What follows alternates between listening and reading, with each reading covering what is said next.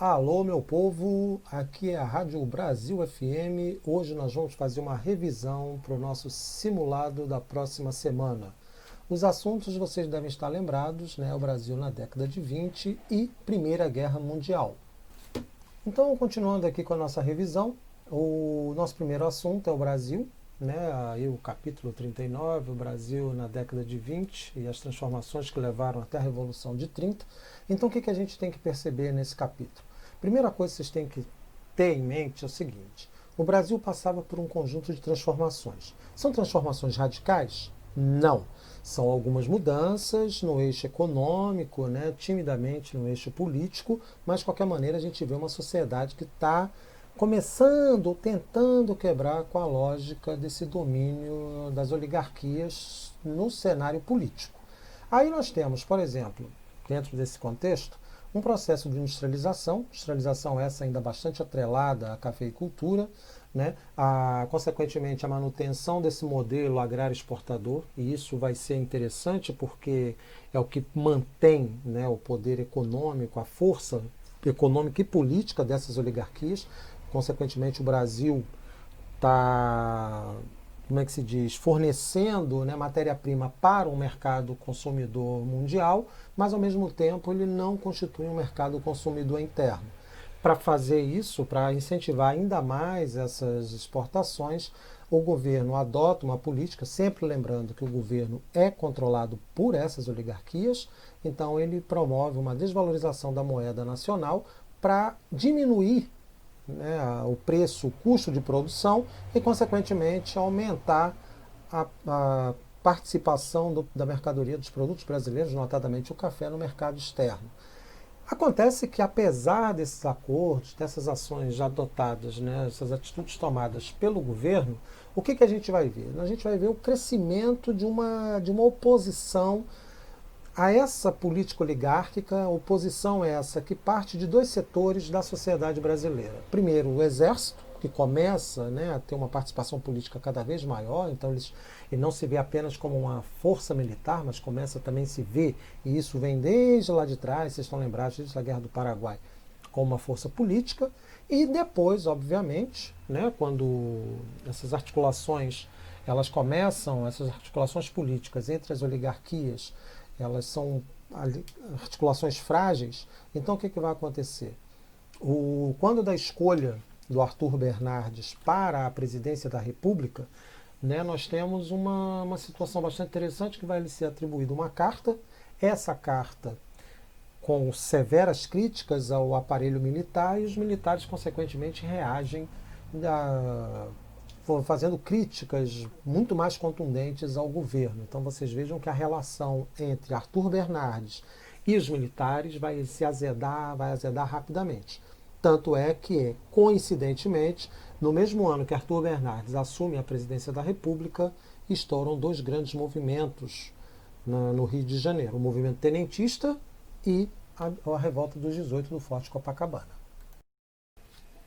Então vocês devem prestar bastante atenção em relação ao movimento tenentista, quais são os seus objetivos, quem compunha, né? Lógico que são os integrantes do Exército, mas qual a origem social desses tenentes. Ao entender isso, vocês vão perceber que as suas críticas eram direcionadas não apenas a um posicionamento político das oligarquias, mas também tem uma questão de classe envolvida. Em relação aos 18 do Forte Copacabana, perceber quais são as semelhanças em relação ao movimento tenentista, se esse é um desdobramento do movimento tenentista, né? A Revolução de 24 em São Paulo, também pensar isso nesse contexto do tenentismo, porque os tenentes tiveram uma participação significativa no processo político que culminaria com a Revolução de 30, tanto é que muitos desses tenentes vão participar do movimento liderado por Vargas. A Coluna Prestes, que são também, nós temos integrantes desse movimento tenentista participando, né, dessa campanha pelo interior do Brasil. Eles acreditavam que seria possível, através de uma ação, conscientizar as massas contra os governos oligárquicos. Dentro disso, né, já que nós trabalhamos lá antes, então sempre pensar quais são, por que do aumento dessas críticas aos governos oligárquicos, quais são os fatores que levaram a que diferentes setores da sociedade fizessem críticas contundentes a esses governos. Por que a aliança, por exemplo, entre São Paulo e Minas era frágil, como nós vamos ver aqui na questão das eleições de 1930, né, quando o Washington Luiz decide pela candidatura de Júlio Prestes, quando Antônio Carlos Andrade, o candidato, que seria naturalmente o candidato mineiro, foi preterido pelos paulistas e, consequentemente, faz com que Minas Gerais rompa esse pacto, né, com os paulistas e aí decida apoiar a candidatura de Getúlio Vargas. O próprio avanço, como falei, o avanço político dos militares, qual o papel da crise da Bolsa de Nova York, no enfraquecimento dessas oligarquias. Então, todos esses elementos vocês têm que analisar, pensar o seguinte, embora a gente observe isso separadamente, mas esses elementos estão interligados, né? Vocês vão observar que há uma conexão entre todos esses fatores que culminaria com aquele outubro de 30, quando Vargas tira, né, o Washington Luiz do poder e assume a presidência da República. Então é nesse ponto que o capítulo 39 deve ser pensado, deve ser trabalhado. Ou seja, quais são os elementos, quais são os fatores, quais são as ligações. E aí depois a gente vai ver o capítulo 41, que é a Primeira Guerra Mundial. O capítulo 41, como vocês bem sabem, é a Primeira Guerra Mundial, então nós vamos ver assim, nós estamos preocupados com as causas e consequências desse conflito na história. É isso que nós vamos prestar atenção. Não precisa ficar preocupados com batalhas, nada disso. A nossa preocupação é com causa e consequência da Primeira Guerra. Em relação à Primeira Guerra, eu coloquei as origens da guerra. Então, pensar o seguinte, qual o papel do imperialismo para a eclosão do conflito? Qual o papel desempenhado pela corrida armamentista e o sistema de alianças também para a eclosão do conflito? Como é que o discurso nacionalista xenófobo contribuiu de forma decisiva também para a eclosão do conflito? E essa última hipótese, né, que como eu já coloquei para vocês na nossa aula, na nossa conversa anterior, como é que a aristocracia reagiu a esse avanço da burguesia, do operariado nos países europeus e como é que ela vai interpretar isso? Então, se a gente for pontuar um a um, a gente tem que lembrar o seguinte, a corrida imperialista, ela tem um papel? Tem um papel muito importante porque vai levar um choque entre os países justamente nas áreas onde eles demonstravam, né, ou exerciam não apenas influência, mas procuravam expandir sua influência, suas áreas de influência, expandir o território dessas colônias em busca de matérias-primas e mercados consumidores. Claro que diante desse cenário vai levar também a uma corrida armamentista, ou seja, uma política voltada para evitar ser atacado, né? Então a ideia da corrida armamentista tem muito mais interesse em amedrontar, intimidar o inimigo ou o adversário do que propriamente usar essas armas. É claro que as tensões políticas aumentaram de uma tal forma que a guerra acabou eclodindo, né? Então, mas vocês devem lembrar que a corrida armamentista, né, a chamada paz armada, ela vai ser um episódio interessante nesse momento pré-guerra. E o sistema de alianças, obviamente, vocês têm que lembrar também que isso vai desempenhar um papel fundamental nesse contexto, porque os países perceberam que não poderiam agir sozinhos, né, uns contra os outros, então começam a estabelecer alianças entre eles justamente para quê? Para evitar que fossem ameaçados, colocados em risco, justamente porque contariam com o apoio de um outro país, mas que poderia vir em socorro, né? Mas é interessante isso, porque você tem, por exemplo, um regime monarquista parlamentar inglês se aliando a uma autocracia russa. Ah, mas como é que isso é possível? O medo da Alemanha. Então, o sistema de alianças é isso aí, né? Dentro desse cenário. O discurso nacionalista xenófobo, vocês bem sabem, né? A xenofobia é aquele ódio ao estrangeiro, ao outro, então vai haver uma movimentação nesse sentido. Os radicais nacionalistas vão colocar o estrangeiro como uma ameaça a todos os valores, cultura, como é que se diz, tradições, a própria história. Então esse discurso nacionalista inflamou as pessoas, inflamou muitos cidadãos europeus que se lançaram na guerra com a perspectiva de acabar com o outro, porque o outro é uma ameaça.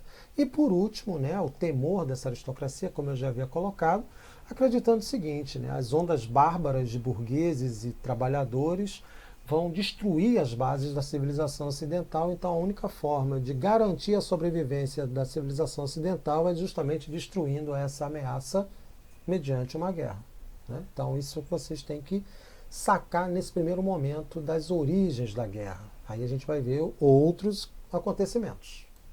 Nesse momento, então, vocês têm que ficar atentos a às crises ocorridas no Marrocos, tanto em 1905 quanto em 1911, né, perceber que essas disputas, principalmente entre França e Alemanha, disputas essas que remontam não apenas às guerras napoleônicas, mas principalmente à Guerra Franco-Prussiana de 1871, que vai colocar, né, franceses e alemães em campos opostos desse espectro. Então vocês têm que focar isso, né, perceber como é que esse cenário aqui se desenrolou. E prestem bastante atenção. A crise, né, ou as crises ocorridas no Marrocos, elas estão inseridas nas disputas imperialistas do final do século XIX, início do século XX. Então vocês tenham bastante atenção a isso. Não precisa se prender a detalhes, mas eu quero que vocês se prendam ao contexto. Isso é que é o mais importante para a gente, ok? Aí vamos ver outras crises agora nos Balcãs. Em relação à crise nos Balcãs, prestem atenção. Os Balcãs são uma região conturbada, né? Nós temos ali a presença de nacionalismos extremamente fortes. O nacionalismo sérvio é poderosíssimo, potente, tanto é que é um nacionalista sérvio que vai assassinar o arquiduque Franz Ferdinand em Sarajevo, capital da Bósnia, né? Então vocês tenham bastante atenção a essas crises, né? Nós temos uma primeira aqui, como nós podemos ver nos slides, então as disputas entre o Império Austro-Húngaro e o Império Russo. Lembrem-se, né, aí a gente avança para o final desse slide em relação justamente ao discurso pan-eslavista defendido pelos sérvios para estabelecer uma conexão, uma ligação maior com o Império Russo. Os russos acharam interessante isso porque entenderam que era um obstáculo à expansão de interesses alemães e austríacos naquela região. Você vai ter a decadência do Império Turco-Otomano, né? Não precisa também, como eu falei, entrar em detalhes, mas é perceber que um império enfraquecido ele se torna uma presa fácil para países interessados em aumentar seus territórios. Isso vai ser uma característica nesse momento. Então, esse primeiro momento aí das duas crises nos Balcãs, né, de 12 e 13, então vocês centrem o foco, percebam esse momento que é fundamental. Isso é bastante interessante porque foi justamente um assassinato ocorrido nos Balcãs que deu origem à Primeira Guerra Mundial. Mas assim, é a causa? Não. É a gota d'água num copo, como eu já havia colocado para vocês antes, extremamente cheio, já transbordando, né, nesse cenário. Beleza? E aí a gente passa para outro momento dessas crises nos Balcãs. Aqui é mais ou menos a continuação daquilo que eu tinha colocado anteriormente, né? As crises, o aumento dessas tensões, então a situação nos Balcãs vai levar a um aumento das tensões político-militares entre os principais interessados naquela região, nesse caso, Rússia, Império Austríaco, né, o Austro-Húngaro, Império Alemão, França e Inglaterra, né? Mas França e Inglaterra têm interesses nos Balcãs, interesses territoriais? Não. A preocupação deles é o seguinte: o aumento da influência austro-alemã nos Balcãs colocava em risco os domínios franco-ingleses no Oriente Médio. Então, isso que é a questão principal nesse cenário de crise que se desenvolve naquela região da Europa. E como eu já havia posto, né, a cereja do bolo desse conflito vai ser o assassinato de Franz Ferdinand em Sarajevo, no dia 28 de julho de 1914. Agora, é bastante interessante o seguinte, claro, né, mas só dado de curiosidade, A guerra ela não estourou imediatamente, só foi declarada efetivamente mais de um mês depois do assassinato de Franz Ferdinand. Mas, de qualquer maneira, esse contexto de crises dentro dos Balcãs foi, assim, um dos estopins, como eu já havia colocado, um dos estopins para o início da Primeira Guerra Mundial, ok? E para fechar, né, a nossa revisão aqui da Primeira Guerra Mundial e também do capítulo 39, né, o capítulo anterior, nós temos aqui vários elementos, né? Então, claro, a Revolução Russa vai ser um assunto tratado à parte, a entrada dos Estados Unidos no conflito vai ser determinante para o fim do conflito, né, porque a capacidade industrial norte-americana foi responsável pelo abastecimento das forças aliadas, então isso vai dar um fôlego maior, e foi a partir daí que os generais alemães entenderam que a guerra estava perdida.